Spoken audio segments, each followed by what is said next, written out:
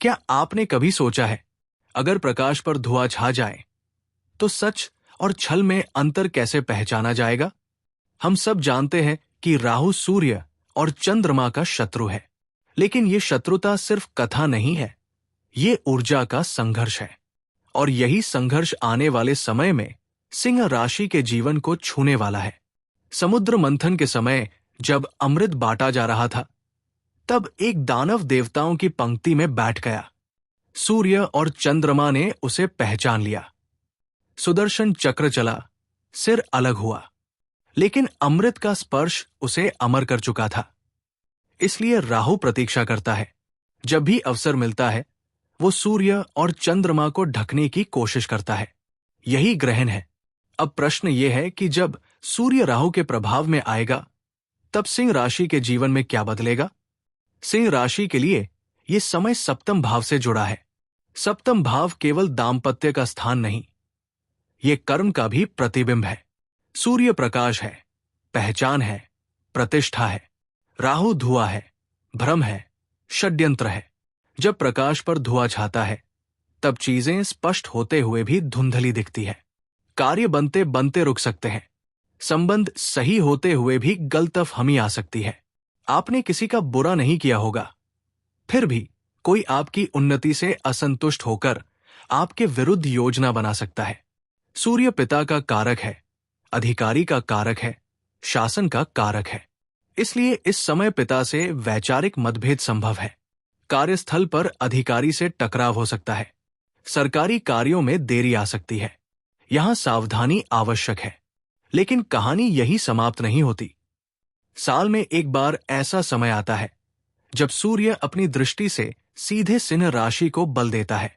इसका अर्थ है कि आत्मविश्वास बढ़ेगा, स्वास्थ्य में सुधार होगा, व्यक्तित्व प्रभावशाली बनेगा। जहां पहले आपकी बात अनसुनी होती थी, अब वही बात वजन के साथ सुनी जाएगी।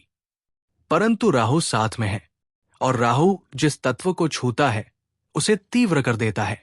इसलिए स्वाभिमान अभिमान बन सकता है। आपको लगेगा आप सही है, पर सामने वाले को आपका स्वर कठोर लग सकता है। यही परीक्षा है। विशेष सावधानी उन दिनों में रखनी होगी जब सूर्य और राहु की दूरी अत्यंत कम होगी।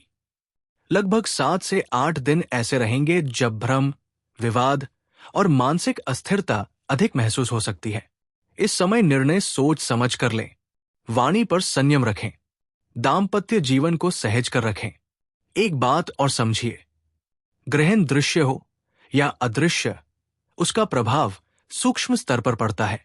इसलिए इसे हल्के में लेना उचित नहीं। अब उपाय क्या है? गायत्री मंत्र का जप, महामृत्युंजय मंत्र का जप, सूर्य मंत्र ओम घृणी सूर्याय नमः का उच्चारण, और सबसे महत्वपूर्ण, पिता का आशीर्वाद। पिता ही जीवन के प्रत्यक्ष सूर्य है। लेकिन एक गहरी बात समझिए, ये समय केवल बाधा नहीं है, ये पहचान का समय है। कौन आपका है, कौन नहीं, कहाँ झुकना है, कहाँ अडिग रहना है, कहाँ मौन रहना है, कहाँ अपनी बात स्पष्ट करनी है। यदि आपने इस संतुलन को सीख लिया, तो यही समय आपकी उन्नति का आधार बनेगा। राहु सूर्य को स्थायी रूप से नहीं निगल सकता। अंधेरा क्षणिक है, प्रकाश स्वाभाविक है। और सिंह की असली पहचान क्या है? न तो केवल प्रकाश में, न केवल अंधकार में, बल्कि उस साहस में जो दोनों के बीच स्वयं को स्थिर रख सके। याद रखिए, धुआं चाहे जितना घना हो, सूर्य की ज्वाला उससे कहीं अधिक प्रबल होती है।